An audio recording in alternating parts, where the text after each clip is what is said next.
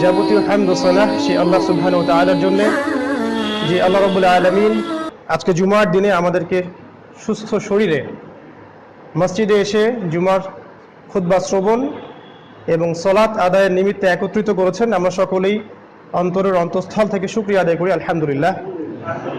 অতঃপর যাবতীয় দরুদ এবং সালাম মহান আল্লাহ প্রেরিত সর্বশেষ এবং চূড়ান্ত নবী, মানবতার মুক্তির দূত মুহাম্মদুর রাসূলুল্লাহ সাল্লাল্লাহু আলাইহি ওয়াসাল্লামের প্রতি আমরা সংক্ষিপ্ত আকারে দরুদ পাঠ করি। আল্লাহুম্মা সাল্লি আলাইহি আল্লাহুম্মা বারিক আলাইহি। সম্মানিত মসজিদের মুসল্লিবৃন্দ, আজকের সংক্ষিপ্ত সময়ের জুমার খুতবায় আমার আলোচ্য বিষয় আখিরুজ জামান বা শেষ জামানা এবং মুমিনের করণীয়। এই বিষয়ে খুব সংক্ষিপ্ত সময়ে কিছু সারগর্ভ কথা আপনাদের সামনে উপস্থাপন করার চেষ্টা করব ইনশাআল্লাহ। ওয়া তৌফিকি ইল্লা বিল্লাহ আলাইহি তাওয়াক্কালতু ওয়া ইলাইহি উনীব। রব্বি ইশরাহ লি সাদরি ওয়া ইয়াসসির লি আমরি ওয়াহলুল উকদাতাম মিন লিসানি ইয়াফকাহু কওলি। আউযু বিকালিমাতিল্লাহিত তাম্মাতি মিন শাররি মা খালাক।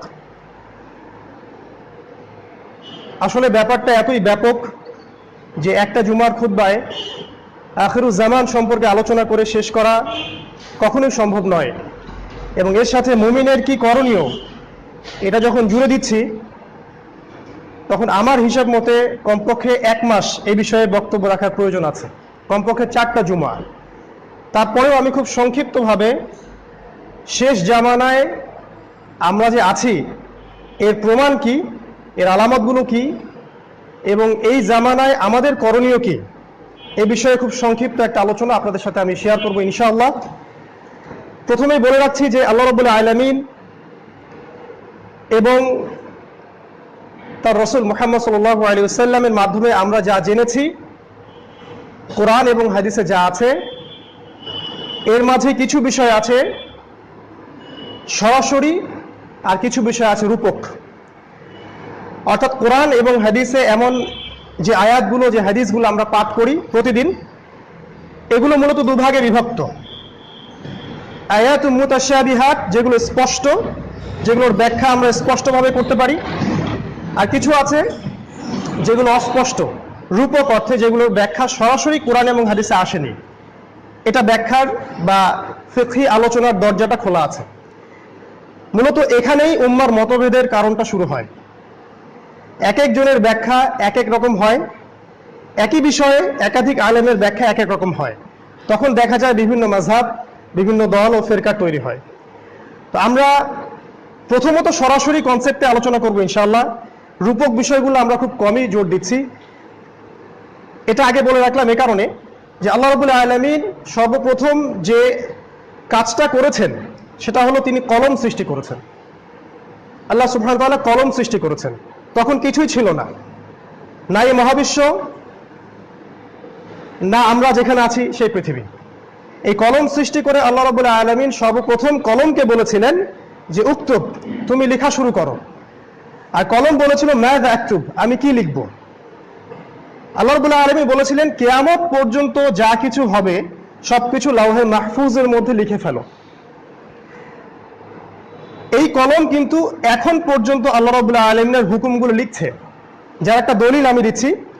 মেরাজের রাতে যখন রাসূলুল্লাহ সাল্লাল্লাহু আলাইহি ওয়াসাল্লাম আল্লাহ রাব্বুল আলামিনের সাথে সাক্ষাৎ করেন, তার সামনে আল্লাহ রাব্বুল আলামিন কথোপকথন করেন, যখন রাসূল সাল্লাল্লাহু আলাইহি ওয়াসাল্লাম সিদরাতুল মুনতাহা পার হয়েছিলেন, তখন তিনি বলেছেন এরপরে আমি এমন একটা জায়গা অতিক্রম করছিলাম যেখানে লাওহে মাহফুজের কলমের লিখার খসখস শব্দ আমি শুনতে পাচ্ছিলাম। কলম সেই মুহূর্তেও আল্লাহ রাব্বুল আলামিনের হুকুম লিখায় ব্যস্ত ছিল। এখান থেকে বোঝা যাচ্ছে যে কিয়ামত পর্যন্ত যা হবে তা এখন পর্যন্ত কন্টিনিউয়াসলি লিখা হচ্ছে। এখান থেকে আরেকটা দলিল বের করা যায়, সেটা হলো এই যে সৃষ্টির শুরু থেকেই শেষ দিনটা পর্যন্ত কিন্তু সময়টা নির্ধারিত। ইবলিসকে যখন তাড়িয়ে দেওয়া হয়, ইবলিস বলেছিল যে আমাকে কিয়ামত পর্যন্ত অবকাশ দিন। আপনারা একটু খেয়াল করলে বুঝতে পারবেন, তখন কিন্তু আদম আলাইহিস সালাম পৃথিবীতে নাই, তারা কিন্তু জান্নাতে। কিন্তু ইবলিস বলছে যে আনজিরনি ইলা ইয়াউমি ইউবআসুন, হে আল্লাহ আমাকে সেই দিন পর্যন্ত অবকাশ দিন যেদিন সমস্ত কিছুকে আবার পুনরুত্থিত করা হবে। তার মানে রিজারেকশন বা পুনরুত্থানের ব্যাপারটা আগে থেকেই লেখা আছে। এবং সৃষ্টির শুরু থেকেই মালায়েকা, অন্যান্য যারা মাখলুক আছেন আসমান এবং জমিনের মাঝখানে, তারা সবাই এই ব্যাপারটা জানে যে কিয়ামত বলতে কিছু একটা হবে। এটা আমরাই সবচেয়ে শেষে জেনেছি, মানব জাতি সবচেয়ে শেষে জানতে পেরেছে কিয়ামত বলে কিছু একটা আছে। যেমনটা আল্লাহ রাব্বুল আলামিন সূরা দাহরের 1 নম্বর আয়াতে বলেছেন, হাল আতা আলাল ইনসান হিনুম মিনাদ দাহর লাম ইয়াকুন শাইআম মাযকুরা। মানুষের উপরে এমন একটা সময় চলে গেছে যখন মানুষ আলোচ্য কোনো বিষয় ছিল না। মানে সময়ের এই ফ্রেমের মধ্যে আমরা সবচেয়ে শেষে এসে পড়েছি। এর আগে যত প্রাণ চলে গেছে বা মহাবিশ্বে আছে, তারা আগে থেকেই জানে কিয়ামত বলে কিছু একটা আছে। মানুষই সবচেয়ে শেষে এটা জানতে পেরেছে। এজন্যই কিয়ামতের আলামত, শেষ জামানা, এগুলো আমাদের জন্য খুবই গুরুত্বপূর্ণ একটা টপিক, যেই টপিকটা নিয়ে এখন বেশিরভাগ সময়ে মসজিদগুলোতে আলোচনা হয় না। আমরা যে বিষয়গুলো নিয়ে মসজিদে আলোচনায় ব্যস্ত থাকি, এগুলোর সামনে এই টপিকটা অনেক বড়। উম্মার কল্যাণের স্বার্থে, বৃহত্তর স্বার্থে ক্ষুদ্রতর স্বার্থ বিসর্জন দেওয়াটাই বুদ্ধিমানের পরিচয়। এজন্য যে বিষয়গুলো নিয়ে আমরা মতবিরোধে লিপ্ত থাকি মসজিদে, এগুলো এখন গৌণতার পর্যায়ে রাখা উচিত। আখিরুজ জামান এবং এই জামানায় মুমিনদের যে কি করণীয়, এটা হচ্ছে সবচেয়ে ইম্পর্টেন্ট টপিক এই বর্তমান বিশ্বের প্রেক্ষাপটে। এখন আমি কিভাবে বোঝাবো আপনাকে যে আমরা এমন একটা সময় বসে আছি যে কোনো সময় কিয়ামতের বড় বড় আলামতগুলো শুরু হয়ে যেতে পারে। আমি কয়েকটা হাদিসের আলোকে আপনাকে কিছু আলামত বলছি। মূলত স্কলাররা, যত স্কলার আছেন মুসলিম বিশ্বের, তারা কিয়ামতের আলামতগুলোকে 3টা ভাগে ভাগ করেছেন। একটা হলো ছোট ছোট আলামত, একটা হলো মধ্যম আলামত, আর একটা হচ্ছে বড় আলামত। বেশিরভাগ স্কলার এই বিষয়ে একমত যে বড় আলামতগুলো এখনো স্পষ্টভাবে প্রকাশ হওয়া বাকি আছে। কিছু কিছু স্কলার বলেছেন রূপক অর্থে এগুলো প্রকাশ পেয়ে গেছে। আমি ওই তর্কে যাচ্ছি না, কিন্তু ছোট আলামত এবং মধ্যম আলামত যে প্রত্যেকটাই সমাজে দেখা যায়, এই বিষয়ে সব স্কলার একমত, সব উলামায়ে কেরাম এই বিষয়ে একমত। যেমন আপনি কখন ধরে নেবেন যে আপনার হাতে সময় একেবারেই নাই, যখন আপনি দেখবেন যে রাসূল সাল্লাল্লাহু আলাইহি ওয়াসাল্লাম নবী হিসেবে আগমন করেছেন। রাসূল সাল্লাল্লাহু আলাইহি ওয়াসাল্লাম বলেছেন, আমি যে নবী হিসেবে এসেছি এটাই কিয়ামতের প্রথম আলামত। দ্বিতীয়ত তিনি বলেছেন যে কিয়ামতের আরো বড় বড় যে আলামতগুলো আছে তার মধ্যে অন্যতম হচ্ছে আমার মৃত্যু। অর্থাৎ রাসূল সাল্লাল্লাহু আলাইহি ওয়াসাল্লাম যে মারা গেছেন, এটা কিয়ামতের আরেকটা বড় আলামত। এই আলামতগুলো কিন্তু আজকে থেকে 1430 বা 40 বছর আগে বলা হয়েছে। আজকে আমরা প্রায় 1430-40 বছর পরে এগুলো নিয়ে কথা বলছি। তাহলে আপনার বিচক্ষণতা আপনাকে বুঝিয়ে দেবে যে এটা কত দেরিতে আমি বলছি এবং এটা আসলেই কতটা ক্লোজ। রাসূল সাল্লাল্লাহু আলাইহি ওয়াসাল্লাম বলেছেন, যখন সমাজের মধ্যে সুদের প্রকোপ, ব্যাপক প্রকোপ হবে, তখন তুমি কিয়ামতের জন্য অপেক্ষা করো। সরকারি ব্যাংক, ইসলামিক ব্যাংক, যে কোনো কনসেপ্টেই যান, সামন আর পিছন দুই দরজা দিয়ে সুদ খাওয়া হয়। সত্য কথাটা কাউকে না কাউকে বলতে হবে, এজন্য বলছি, না হলে ইলমের প্রতি আমার, আল্লাহ আমাকে যে জ্ঞানটা দিয়েছেন এর উপরে আমি জাস্টিস করলাম না। মত প্রকাশের স্বাধীনতা সবার আছে, এটাই হচ্ছে ডেমোক্রেসি। অতএব সত্য কথাটা কাউকে না কাউকে বলতে হবে। যখন সমাজে সুদের ব্যাপক প্রকোপ আপনি দেখবেন, আপনি অপেক্ষা করতে থাকেন কিয়ামতের জন্য। প্রতিটা ঘর, প্রতিটা শহর, প্রতিটা গ্রাম, প্রতিটা জেলা, এমন কোন মুসলিম ব্যক্তি আমরা প্রত্যক্ষ পরোক্ষভাবে সুদ খাই না এমন খুঁজে পাওয়া যাবে না। আমি নিজেও সুদ খাই, আপনি নিজেও সুদ খান, অথবা দেন, অথবা সুদের সাথে সম্পৃক্ত সুদ লিখছেন, অথবা সাক্ষী থাকছেন। চারটার যে কোনো একটাতে আপনি জড়িত আছেন। আর রাসূল সাল্লাল্লাহু আলাইহি ওয়াসাল্লাম তার পবিত্র মুখ দিয়ে বলেছেন, এই 4 শ্রেণীর মানুষের উপরে লানাত, অভিশাপ। 4 শ্রেণীর মানুষের উপরে লানাত, অভিশাপ। আমি মুহাম্মদ সাল্লাল্লাহু আলাইহি ওয়াসাল্লাম 4 শ্রেণীর মানুষকে অভিশাপ দিয়ে গেলাম, অভিশাপ দিয়ে গেলাম। এক শ্রেণী হচ্ছে যে সরাসরি সুদ খায়, দ্বিতীয় শ্রেণী হচ্ছে যে সুদ গ্রহণ করে, খায় না কিন্তু দেয়, তৃতীয় শ্রেণী হচ্ছে যারা সুদের জন্য সাক্ষী থাকে, চতুর্থ শ্রেণী হচ্ছে যারা সুদের এই ডাটাগুলো লিখে রাখে। এই 4 শ্রেণীর মধ্যে পুরো ব্যাংকিং সিস্টেম পড়ে যাবে, কেউ আমরা এর বাইরে নই। তওবা, ইস্তেগফার এবং এগুলো থেকে বের হওয়া ছাড়া আপনার কাছে কোনো রাস্তা নাই, আমার কাছে কোনো রাস্তা নাই। রাসূল সাল্লাল্লাহু আলাইহি ওয়াসাল্লামের পবিত্র জবানে অভিশাপ, এটা আপনি চিন্তা করতে পারবেন না। রাসূল সাল্লাল্লাহু আলাইহি ওয়াসাল্লাম আনাস বিন মালিককে লক্ষ্য করে বলেছিলেন, আল্লাহুম্মা বারিক লাহু ফীমা আতাইতাহু আল্লাহুম্মা বারিক লাহু ফি রিজকিহি ফি মালিহি ফি ওয়ালাদিহি, হে আল্লাহ আপনি আনাস বিন মালিকের রুজিতে বরকত দিন, তার রিজিকে বরকত দিন, তার সন্তান সন্ততি বৃদ্ধি করুন, তাকে আপনি যা দিয়েছেন সবকিছুতে বরকত দিন। এটা হচ্ছে দোয়া, রাসূল সাল্লাল্লাহু আলাইহি ওয়াসাল্লামের দোয়া, মুখ থেকে একটা দোয়া। সবচেয়ে শেষে যে সাহাবী ইন্তেকাল করেছেন তাদের মধ্যে আনাস রাদিয়াল্লাহু আনহু একজন ছিলেন। তার মাল, তার সম্পদ, তার বয়সে এত বারাকা হয়েছিল যেটা অন্য সাহাবীদের হয়নি। এটা হচ্ছে দোয়ার বরকত। তাহলে নিঃসন্দেহে আপনাকে অভিশাপের বরকত বোঝাতে হবে না। অভিশাপ কি জিনিস, তার বারাকা কি হবে, এটা আপনি বুঝে নিন।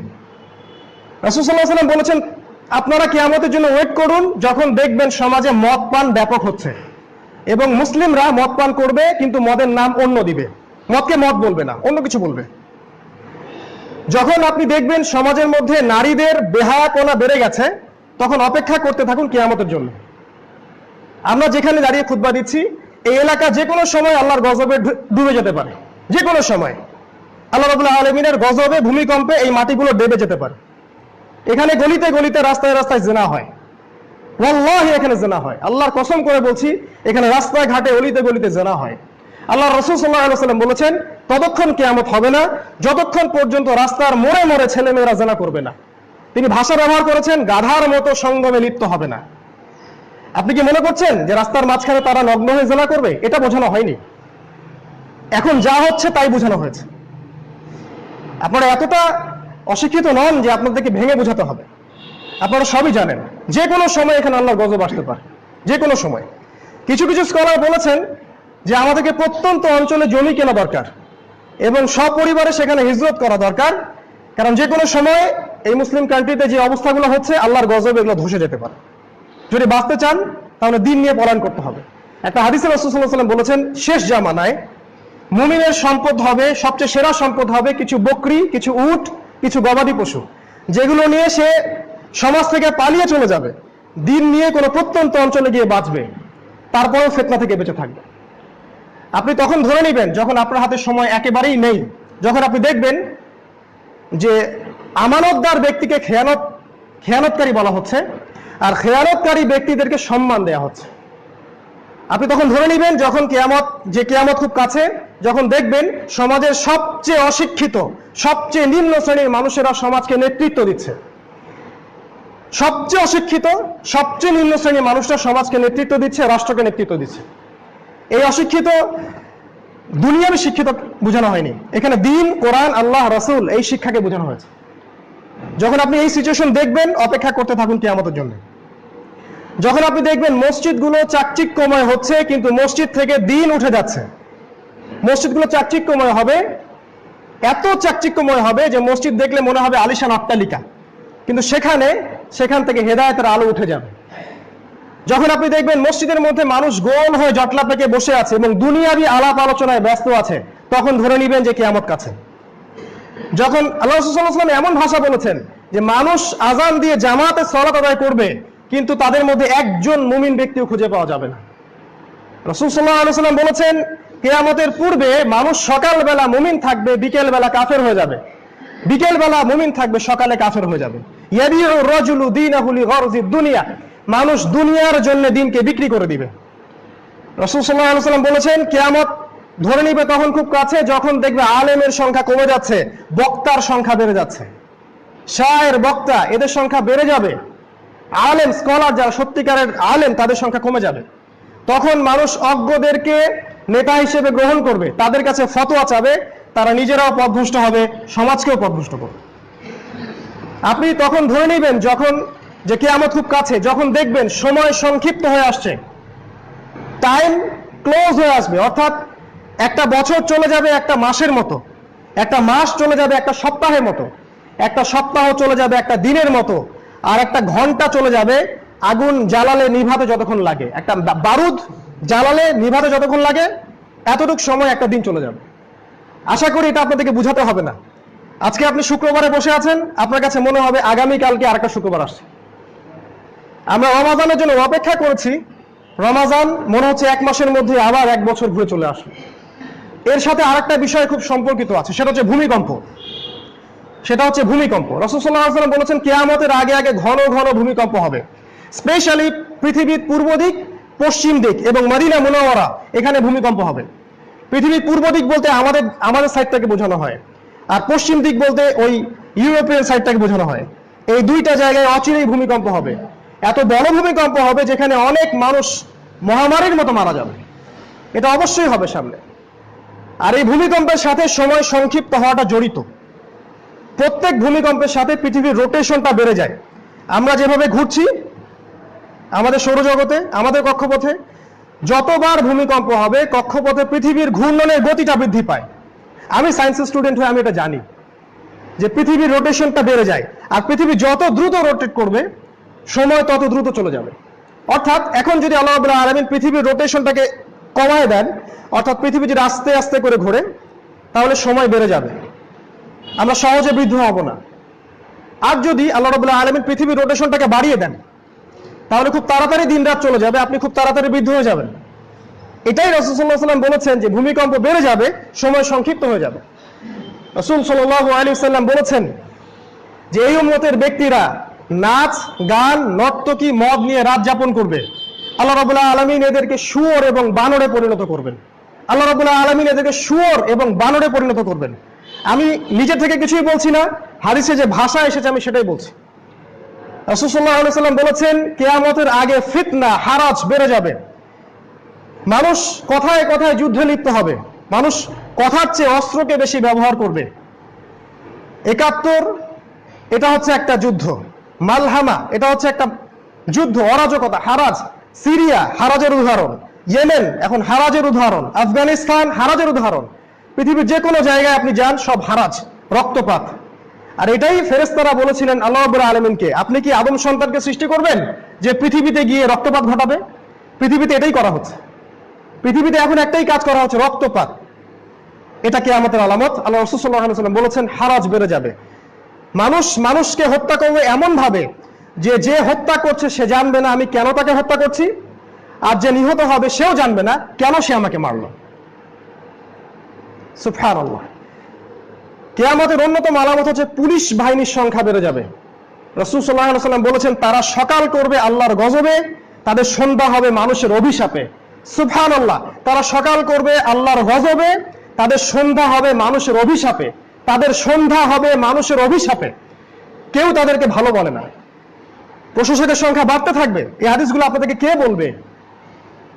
আল্লাহু আ'লাম। আপনাদেরকে হাদিসগুলো কে অনুবাদ করে শোনাবে?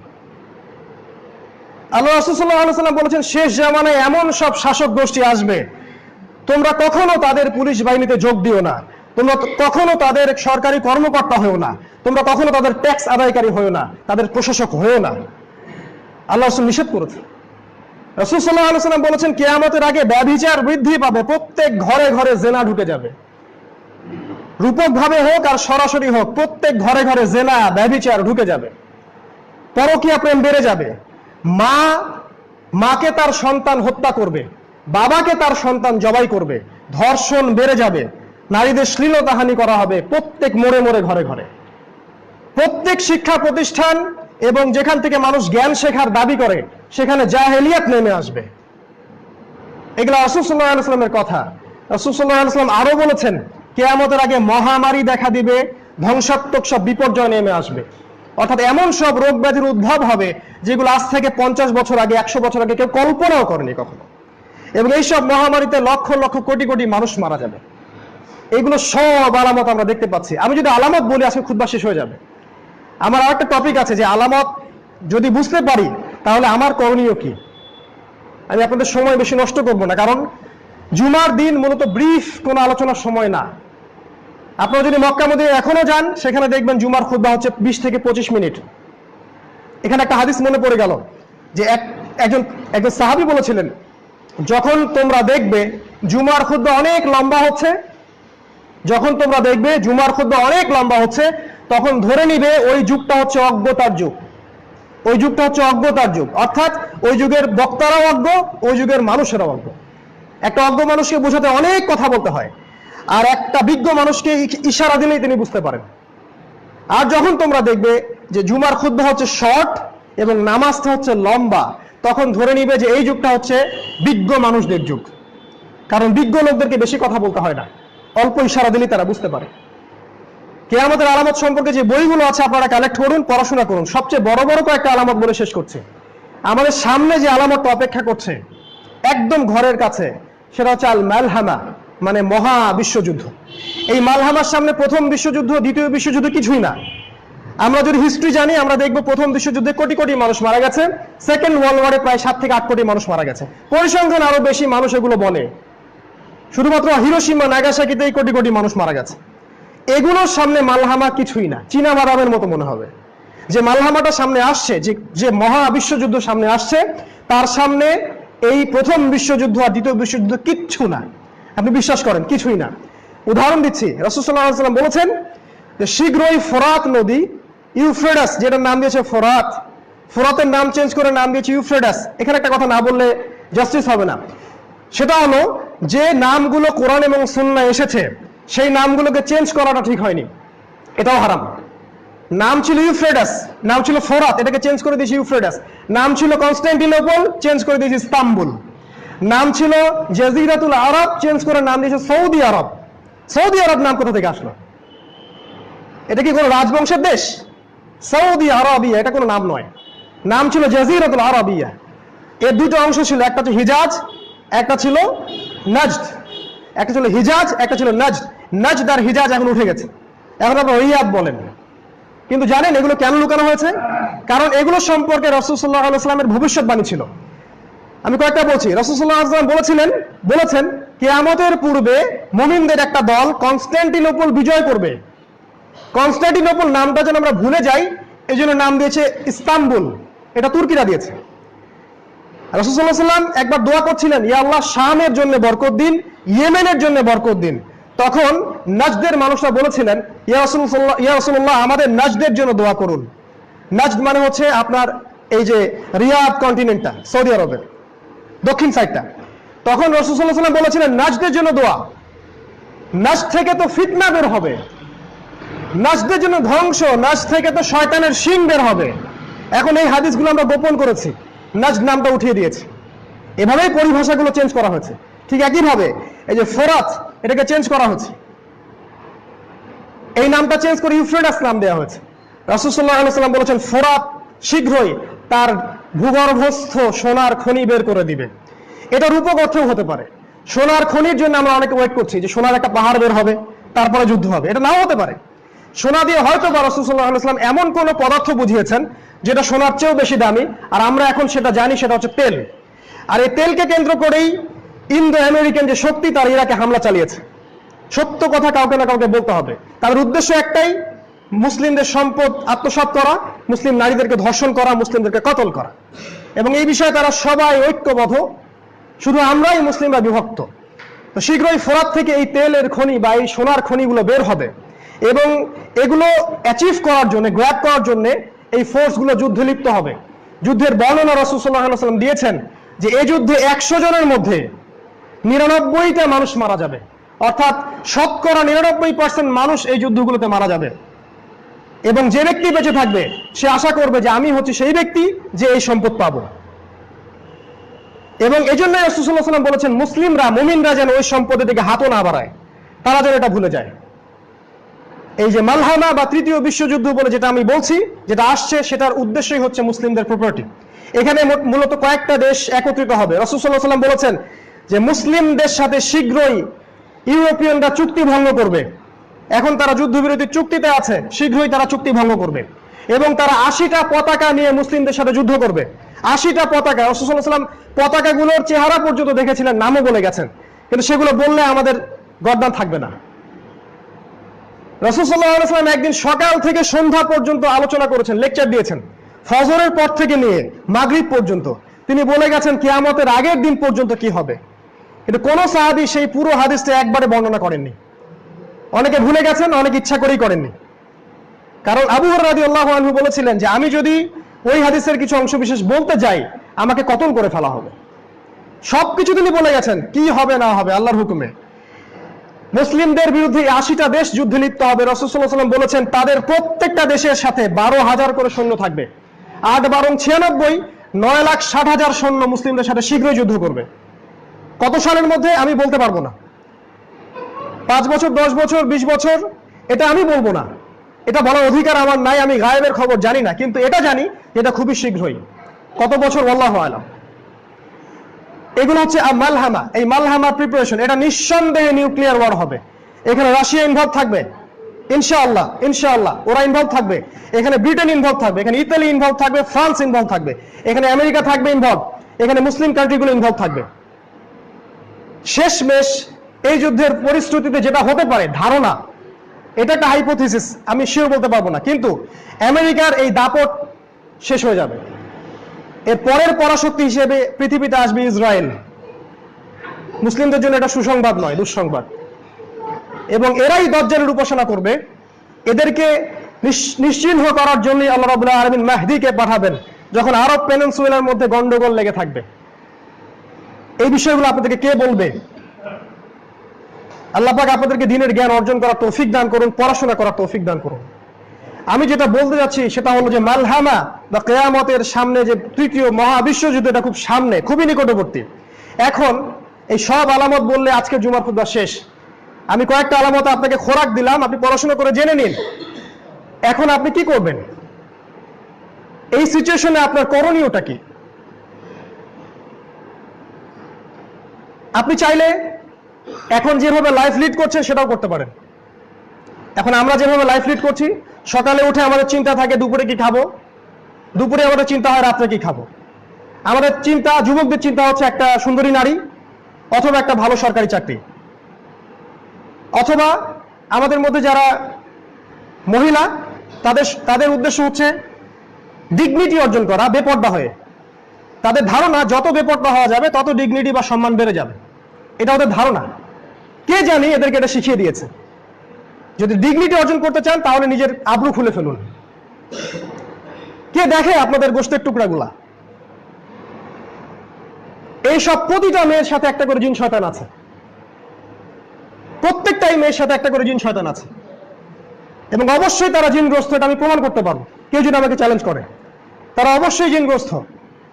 এবং এখানকার ইউথ যারা আছেন, ইউথ জেনারেশন যারা আছেন, তাদের একটা মানে মহাপ্রলয় তাদের মধ্যে ঘুরপাক খায়। সেটা হলো হতাশা, তাদের বেকারত্ব, তাদের হতাশা, তাদের পরিবারের চাপ, তাদের একটা চাকরির সন্ধান, তারা কিভাবে কিছু টাকা আর্ন করবে, দিন নিয়ে তাদের কোনো ফিকির নাই।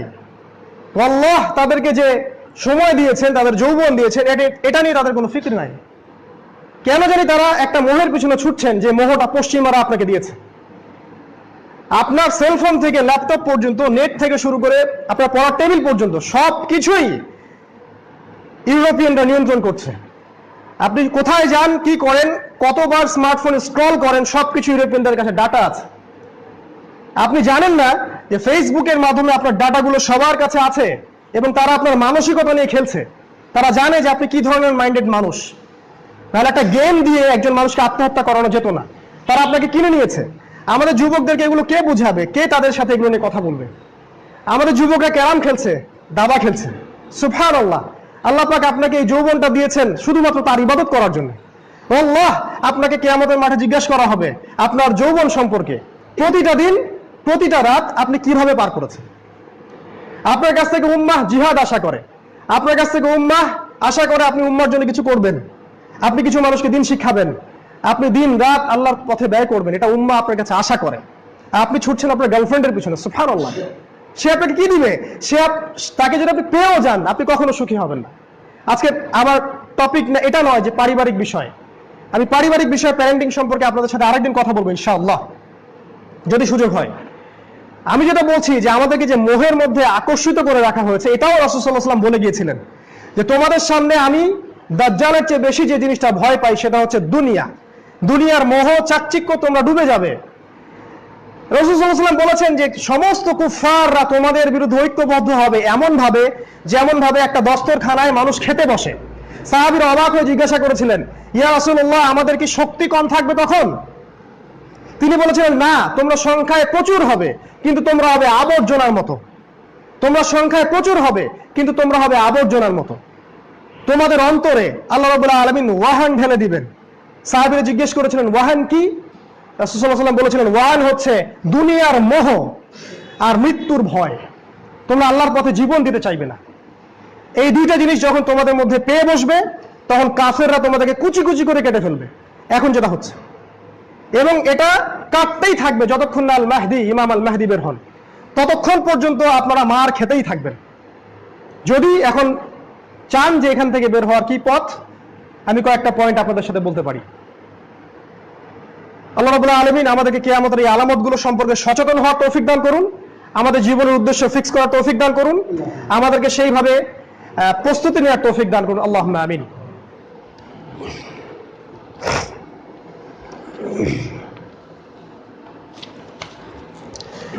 আলহামদুলিল্লাহি ওয়াহদাহু ওয়াসসালাতু ওয়াসসালামু আলা মান লা নাবিয়্যা বা'দা, আম্মা বা'দ। আউযু বিল্লাহি মিনাশ শাইতানির রাজিম। বিসমিল্লাহির রহমানির রহিম। আখির জামানে একজন মুমিনের করণীয় কি, এই বিষয়ে সংক্ষিপ্ত কিছু কথা বলছি, আমাকে 10 মিনিট সময় দিন। আমি সেই পয়েন্টটা থেকে শুরু করব যে পয়েন্টটা থেকে রাসূল সাল্লাল্লাহু আলাইহি ওয়াসাল্লাম শুরু করেছিলেন। আপনারা আমার কথা তখনই গ্রহণ করবেন যখন আপনাদের কাছে গবেষণা করে মনে হবে যে আমার কথাটা ঠিক। তার আগ পর্যন্ত মনে করার, আমার কথা ফলো করার কোনো দরকার নাই। আমি চাচ্ছি না যে আপনারা আমার কথা বা যে কোনো খতিবের কথা, যে কোনো স্কলারের কথা বিনা গবেষণায় বিশ্বাস করেন, এটা আমি মোটেই চাচ্ছি না। বরং আমার উদ্দেশ্য আপনাদেরকে পড়াশোনা ইনভলভ করা। আপনারা দিনের একটা সময় পড়াশোনার জন্য ফিক্স করবেন এবং দিন নিয়ে গবেষণা করবেন। যখন গবেষণা করে মনে হবে যে ঠিক আছে কথাগুলো ঠিক, তখন আপনি প্রস্তুতি নেওয়া শুরু করেন। আমাদের কাছে মনে হচ্ছে এখনই সময়, দ্যাটস ওয়াই আমরা শুরু করেছি। আপনাকে আমি ওই পয়েন্টটা দিয়ে শুরু করবো যেটাতে রাসূল সাল্লাল্লাহু আলাইহি ওয়াসাল্লামকে আল্লাহ শুরু করিয়েছেন। একটা সময় 1450 বছর আগে সমাজের যে অবস্থা ছিল, এখন সমাজের অবস্থা হুবাহু একই রকম, হুবাহু একই রকম। ওই সমাজে জেনা ছিল, এই সমাজে আছে। আইয়ামে জাহিলিয়াতে সুদ ছিল, এই সমাজে আছে। ওই সমাজে শিরক ছিল, এই সমাজে আছে। ওই সমাজে দ্বন্দ্ব এবং গোত্রীয় যুদ্ধ ছিল, এই সমাজে আছে। ওই সমাজে মাদক ছিল, এই সমাজে আছে। প্রত্যেকটা বিষয় এই সমাজে আছে যা আইয়ামে জাহিলিয়া ছিল। ওই সময় আল্লাহ রাব্বুল আলামিন তার নবীকে প্রথম যে কথাটা বলেছেন সেটা এটা ছিল না যে সালাত আদায় করো, সেটা এটা ছিল না যে কুরআন তেলাওয়াত করো, সেটা এটাও ছিল না যে শিরিক করো না, সুদ খেও না, জিনা করো না, এগুলো কিছুই আল্লাহ বলেননি। আল্লাহ প্রথম যে কথাটা বলেছেন সেটা হচ্ছে ইকরা, পড়ুন। এটা তো আপনারা অনেকেই জানেন, আল্লাহ রাব্বুল আলামিন প্রথম যে ওহীটা করেছেন সেটা হচ্ছে ইকরা বিসমি রাব্বিকাল্লাযী খালাক, পড়ুন আপনার রবের নামে যিনি আপনাকে সৃষ্টি করেছেন। আপনি যদি জেনে যান যে আগামীকাল কিয়ামত হবে, তারপরেও আমার নসিহা হচ্ছে আজকে সারাদিন আপনি পড়াশোনা করেন আর আল্লাহর কাছে তওবা ইস্তেগফার করেন। যদি কেউ আপনাকে বলে দেয় যে আগামীকাল কিয়ামত হবে, তাহলেও আপনার আজকের করণীয় হচ্ছে ইকরা, এই আদেশটা ফলো করা। আপনি সারাদিন পড়তে হবে। শেষ জামানায় একটা হাদিস আছে, শেষ জামানায় মানুষ আমল দিয়ে ঈমান টিকিয়ে রাখতে পারবে না। শেষ জামানায় মানুষ সকালে মুমিন থাকবে, বিকেলে কাফের হয়ে যাবে, বিকেলে কাফের থাকবে, সকালে মুমিন হবে।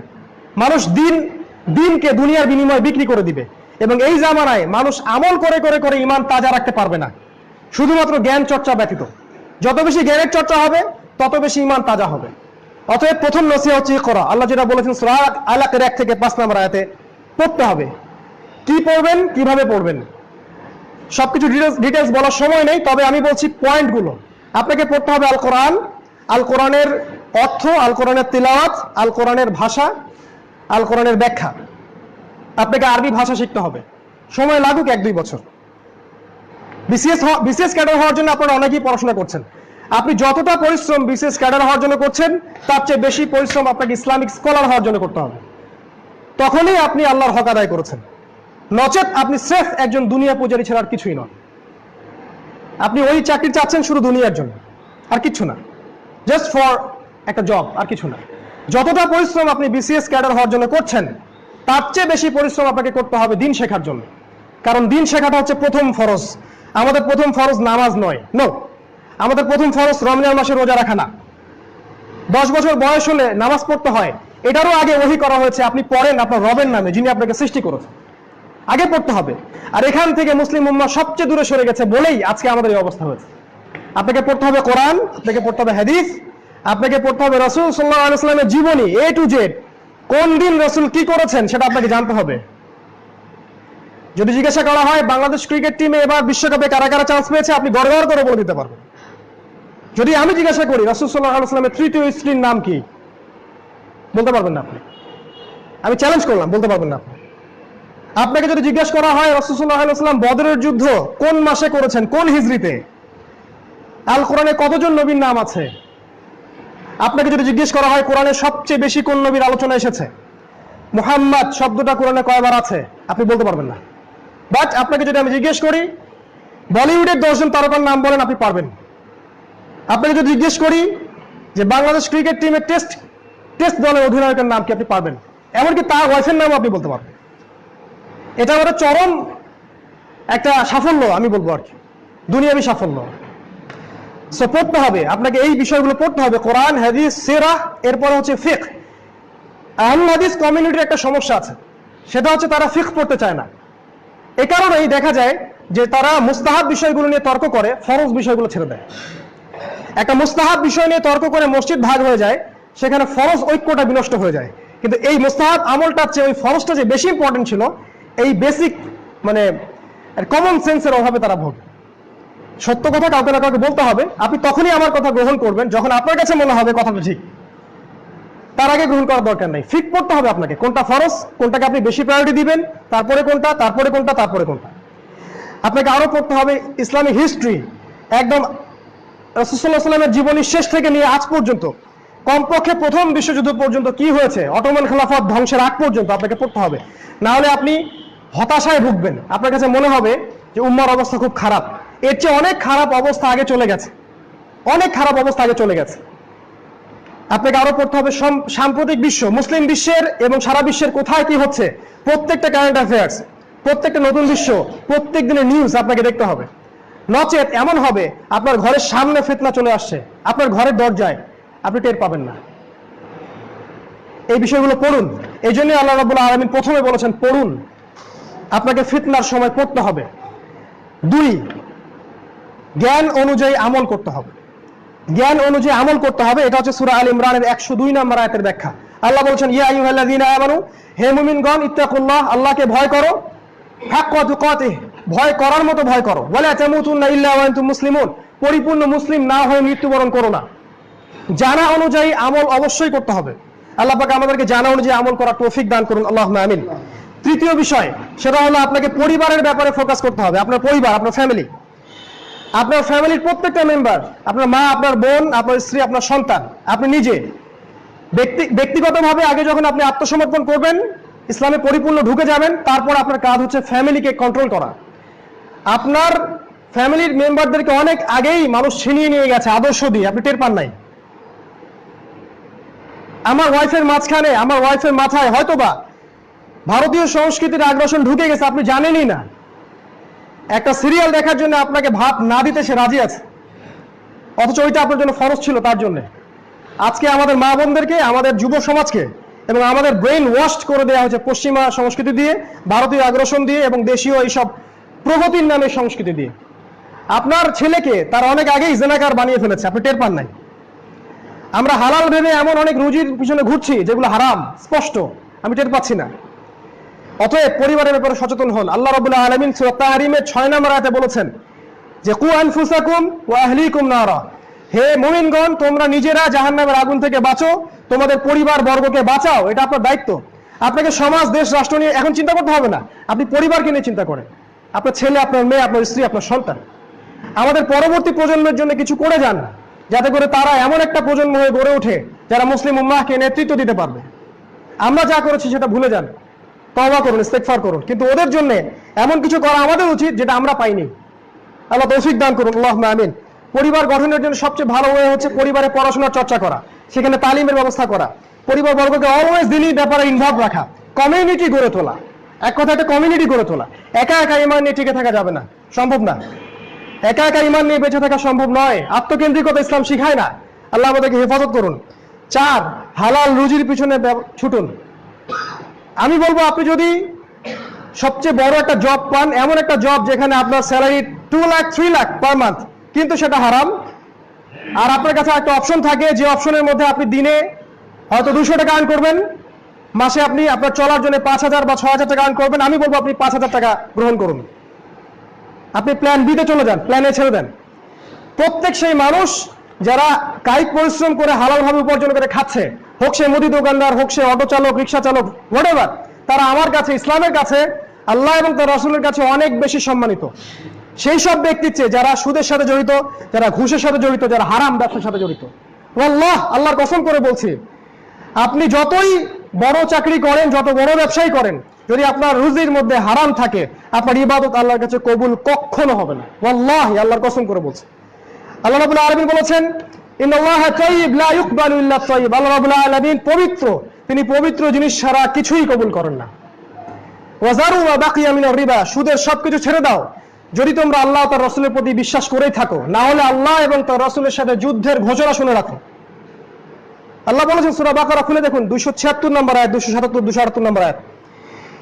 তিনটা পাপ আছে সুদের: মায়ের সাথে জিনা করা, আল্লাহ তার রাসূলের সাথে যুদ্ধ করা, 36টা মেয়েকে ধর্ষণ করলে যে পাপ হয়, 1 দিরহাম সুদ খেলে সে পাপ হয়। রুজির পিছনে ছুটুন যেটা হালাল, শশা বিক্রি করেন, অটো চালান, সবজির ব্যবসা করেন, হোয়াটএভার, কোনো সমস্যা নাই, কিন্তু হারাম রুজির পিছনে ছুটবেন না। আল্লাহ আপনার ওই রিজিকের মধ্যে বারাকা দিবেন যেটা ওইখানে দিবেন না। 4, 5 যৌবনকে মূল্যায়ন করেন। এখানকার যারা যুবক আছেন তাদের প্রতি আমার নসিহা, আমি একজন যুবক, আমার নসিহা আপনাদের প্রতি এটাই, নিজের জীবনের উদ্দেশ্যটা সম্পর্কে চিন্তা করেন। কেন আপনাকে আল্লাহ সৃষ্টি করেছেন এটা নিয়ে সারা রাত ভাবেন। হয়তো আপনার মনে কোনো কষ্ট আছে, হয়তো বা হতাশা আছে, পারিবারিক চাপ আছে, আপনার চাকরি নাই, বেকারত্ব আছে। আমি যুবক, আমি তো বুঝি আপনার সাইকোলজি। আপনি ঠান্ডা মাথায় একটু দাঁড়ান, আপনি যে ছুটে চলছেন একটু দাঁড়ান, রিল্যাক্স হন, রিল্যাক্স হয়ে ঠান্ডা মাথায় সারা রাত একটু ভাবেন যে আল্লাহ রাব্বুল আলামিন আপনাকে যে সৃষ্টি করেছেন, যদি আপনাকে আল্লাহ সৃষ্টি না করতেন তাহলে কি হতো? কি হতো? কিছু হতো না। ধরেন আপনি দুনিয়াতে নাই, কি হবে? কিছুই হবে না, কোনো কিছুই থেমে থাকবে না, কিচ্ছু থেমে থাকবে না, সবকিছুই চলবে, পৃথিবীর রোটেশন বন্ধ হয়ে যাবে না। অতএব আপনি কেন অত প্রেশার নিচ্ছেন? আপনাকে আল্লাহ সৃষ্টি করেছেন যৌবন কালটা আল্লাহর পথে ব্যয় করার জন্য, আর এখানে আপনি পরিপূর্ণ শান্তি খুঁজে পাবেন। একষ্টি গিটারের মধ্যে শান্তি নাই, ক্যারাম দাবা লুডুর মধ্যে শান্তি নাই। শান্তি, ইনার পিস, যেটা প্রশান্তি, সাকিনা, সেটা কিন্তু এগুলোর মধ্যে নাই। এটা টেম্পোরারি, একটু ভালো লাগে, তারপরে আবার হতাশা হয় না এরকম? আমি কি সত্যি বলছি না? আমি তো যুবক, একটা সময় আমার জীবনের উদ্দেশ্য ছিল আমি বাংলাদেশ ক্রিকেট টিমের ওপেনিং ব্যাটসম্যান হব। আমি আমার জীবনে 10টা বছর ঢেলে দিয়েছিলাম। Even I was very close, আমি আন্ডার 19 পর্যন্ত খেলেছি। একটা সময় গিয়ে আমার বুঝ এটা এসেছে যে এটা আমার জীবনের উদ্দেশ্য না। আল্লাহ পাক এই জন্য আমাকে সৃষ্টি করেননি। হয়তো বা আল্লাহ পাক আমার দ্বারা কিছু চাচ্ছেন, আল্লাহ আমাকে একটা সুযোগ দিয়েছে, একটা অপরচুনিটি। 30 বছর, 40 বছর বা 50 বছর, এর বেশি সময় হয়তো আপনি পাবেন না, এর বেশি সময় আমরা পাবো না। আমাদের বৃদ্ধদের মতো আমরা হয়তো বুড়ো হওয়ার সময় পাবো না। ওয়াল্লাহি এটা সত্যি বলছি, কারণ সামনে আমাদের ভয়ঙ্কর সময় আছে। যদি আপনি এখন সচেতন না হন, আপনার জীবনের উদ্দেশ্য ফিক্স করতে না পারেন, সমস্যা আছে। আমাদের যুবকদের প্রধান সমস্যা হচ্ছে তারা তাদের জীবনের উদ্দেশ্য ফিক্স করতে পারেনি। তারা আসলেই জানে না তারা কি চাচ্ছে। আপনি আমাকে বিশ্বাস করেন, তারা আসলেই জানে না তারা কি চাচ্ছে। একটা পর্যায়ে গিয়ে আপনার মনে হবে যেটা ভুল, ট্র্যাক ওয়াজ ভুল, রং ট্র্যাক, আপনার ভুল মনে হবে। ওই সময়টা যেন অনেক দেরি না হয়ে যায়, এই জন্য এখনই ঠান্ডা মাথায় চিন্তা করেন আল্লাহ পাক আপনার কাছে কি চান। আপনার মাঝে পোটেনশিয়াল আছে, সম্ভাবনা আছে, আপনি ওটাকে আল্লাহর পথে কাজে লাগান। আমাদের পরিবারের পিতা মাতাদেরও কিছু সমস্যা আছে, একটু না বললেই না। তারা এতটাই বেশি তাদেরকে ইকোনমিক্যালি ফোর্স করে যে তারা বিপথে যেতে বাধ্য হয়। আপনি আপনার সন্তানের পোটেনশিয়ালটা দেখেন, তার মধ্যে কোন প্রতিভা আছে সেটার দিকে আপনি তাকে ফোকাস করতে দেন। আপনি চাপ দিন না তোমাকে ডাক্তার হতেই হবে, তোমাকে ইঞ্জিনিয়ার হতেই হবে, নো। আপনি দেখেন তার মধ্যে কি প্রতিভা আছে, আপনি ওই দিকে তাকে ছেড়ে দেন। আল্লাহ আমাদের যুবক ভাইদেরকে হেদায়েত করুন, আল্লাহুম্মা আমিন। 6, দাওয়া। ইসলামের দাওয়া আপনাকে ঘরে ঘরে পৌঁছানোর চেষ্টা করতে হবে। আমি জানলাম জামানা শেষ, অনেক ক্লোজ, আমি যদি উম্মাহকে সতর্ক না করি তাহলে আমি দায়বদ্ধ থাকবো। অতএব আমরা যারা এগুলো নিয়ে পড়াশোনা করছি, আমাদের উচিত দিন রাত ওয়াকফ করে দেয় আল্লাহর পথে, যাতে মানুষ সতর্ক হতে পারে, উম্মার কোনো খেদমত হয়। 7, ঐক্যের প্ল্যাটফর্ম তৈরি করা। মুসলিম উম্মার মধ্যে একটা ঐক্যের অভাব আছে। আমাদেরকে দলাদলি রেশারেশি ভুলে মুসলিম একটা উম্মাহ, মুসলিম ভিলেজ তৈরি করতে হবে, যেখানে সব মুসলিমের মধ্যে কোনো সাম্প্রদায়িক পরিচয় থাকবে না।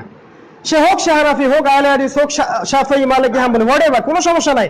আমরা দিন শেষে মুসলিম, আমরা দিন শেষে একজন মুসলিম, এটাই আমাদের সবচেয়ে বড় সাম্প্রদায়িক পরিচয়। এই প্ল্যাটফর্ম তৈরি করতে না পারলে আমাদের এক ভাই রক্ত ঝরবে, আমরা হাসবো, যেটা হচ্ছে এখন। এক ভাইকে আঘাত করলে আমরা হাসি, আমরা মনে করি সে তো ইন্ডিয়ান মুসলিম, সমস্যা কি? সে তো পাকিস্তানের মুসলিম, ওদের সাথে আমাদের যুদ্ধ হয়েছে, ওদের জন্য দোয়া করাও তো হারাম আমাদের কাছে। একজন ইয়েমেনে মার খাচ্ছে, আমার কোনো মাথা ব্যথা নাই। সিরিয়া মুসলিমদেরকে কচুকাটা করা হচ্ছে, আমাদের কোনো মাথা ব্যথা নাই, কারণ সে তো সিরিয়ান মুসলিম, সে তো ইয়েমেনের মুসলিম, সে তো পাকিস্তানি, সে তো আফগানি, আমি বাংলাদেশি। এই জাহেলিয়াত, এই অজ্ঞতা আমাদের সমাজে প্রচলিত হয়ে গেছে, জাতীয়তাবাদের জাহেলিয়াত। এই দলাদলি ফেরকাবাজি ত্যাগ করেন, উম্মাহকে একটা জায়গায় নিয়ে আসার চেষ্টা করেন। উম্মার বৃহত্তর স্বার্থে ক্ষুদ্রতর স্বার্থ বিসর্জন দেওয়া লাগতে পারে। আমার পাশের লোকটা আমার সাথে পায়ে পা লাগায় নাই, জোর করে ঠেলা দিয়ে লাগানোর কোনো দরকার নাই। তার যদি একটা ফিকহি বুঝ থাকে, সে সেটা করুক। আমি এইভাবে তাকে শোধরাতে পারবো না, তাকে নিয়ে আমাকে ঠান্ডা মাথায় বসতে হবে। যদি আপনি মনে করেন আপনারটা সঠিক, আপনি আলোচনায় বসেন, ঝগড়া করবেন না। এখন তো সহি একটা আন্দোলন চলছে, সহি গিবত, সহি তহমত, সহি বলে আমরা সব করছি, সব সহি মিথ্যা, সহি মসজিদ ভাগ, সহি গিবত, সবই সহি এখন হালাল করে নিয়েছে আমরা। এগুলো ত্যাগ করতে হবে, মাথাটাকে প্রশস্ত করতে হবে, উম্মার ঐক্যের চেষ্টা করতে হবে। সে যে দেশেই থাক, যে মাযহাব বিলং করুক, সে আমার ভাই, এই কনসেপ্টটা তৈরি করতে হবে।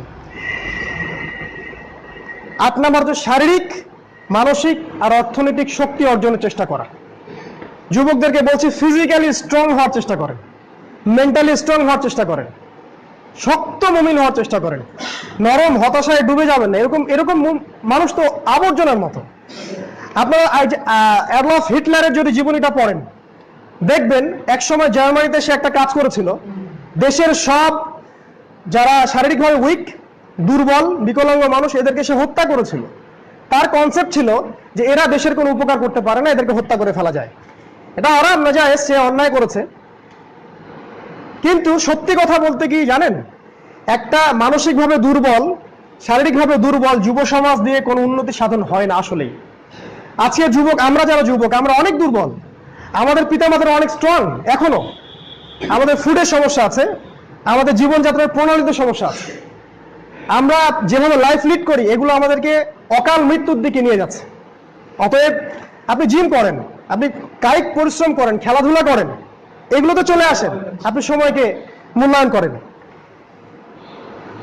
শারীরিক, মানসিক, অর্থনৈতিক শক্তি অর্জন করেন। লাস্ট আরেকটা বিষয় বলে শেষ করছি, সেটা হচ্ছে যে এই পৃথিবীটা চূড়ান্ত সাফল্য আর ব্যর্থতার জায়গা নয়। আল্লাহর দ্বীনকে প্রতিষ্ঠার জন্য জান, মাল, অর্থ, সম্পদ সবকিছু দিয়ে আপনাকে প্রচেষ্টা চালাতে হবে। এটাই মূলত জিহাদ ফি সাবিলিল্লাহ, এটাই হচ্ছে জিহাদের ব্যাখ্যা। এই 10টা পয়েন্ট যদি আপনারা আখিরুজ জামান, শেষ জামানায় নিজেকে বাঁচাতে চান, তাহলে আপনাকে আজ থেকে এই পদ্ধতি অবলম্বন করা উচিত বলে আমার ভিশন, আমার মতামত। আপনি তখনই গ্রহণ করিয়েন যখন আপনার কাছে মনে হবে এটা ঠিক আছে। যদি আপনার কাছে মনে হয় এটা ঠিক নাই, গ্রহণ করার দরকার নাই। আমাদের সামনে সময় খুব সংক্ষিপ্ত, আমাদের প্রিপারেশন নেওয়ার এটাই শেষ সময়। অথবা আপনি যেভাবে জীবনযাপন করছেন সেটাও আপনি করতে পারেন, দুনিয়াকে উপভোগ করতে পারেন। আপনার জন্য পরকালে আল্লাহ রাব্বুল আলামিন কি করবেন সেটা আল্লাহ জানেন। আল্লাহ রাব্বুল আলামিন আমাদের সকলকে এই বিষয়গুলো বুঝে প্রস্তুতি নেওয়ার তৌফিক দান করুন, আল্লাহুম্মা আমিন। খুতবার 10 মিনিট সময় এক্সট্রা নেওয়ার জন্য আমি আন্তরিকভাবে দুঃখিত। তবে আমার কাছে মনে হয়েছে যে এই বিষয়গুলো একটা জুমার খুতবায় আনা সম্ভব হয় না। আমি পয়েন্টগুলোকে আনার চেষ্টা করেছি আপনাদেরকে চিন্তার খোরাক দেওয়ার জন্য। যদি কেউ বিরক্ত হয়ে থাকেন আমাকে মাফ করবেন। আল্লাহ রাব্বুল আলামিন আপনাদের সকলকে দ্বীন ইসলামের আলোয় আলোকিত করুন, আল্লাহুম্মা আমিন। আপনাদেরকে আল্লাহ রাব্বুল আলামিন দুনিয়া আখিরাতে বারাকা দান করুন, আল্লাহুম্মা আমিন। আপনাদের অসুস্থতা আল্লাহ দূর করে দিন, আপনাদেরকে হালাল রিজিকের ব্যবস্থা করুন। আল্লাহ পাক আপনাদেরকে দ্বীনের জ্ঞান অর্জন করার তৌফিক দান করুন। আল্লাহ রাব্বুল আলামিন আপনাদের ইহকাল এবং পরকাল উভয় জগতে আল্লাহ পাক আপনাদেরকে সুখী করুন।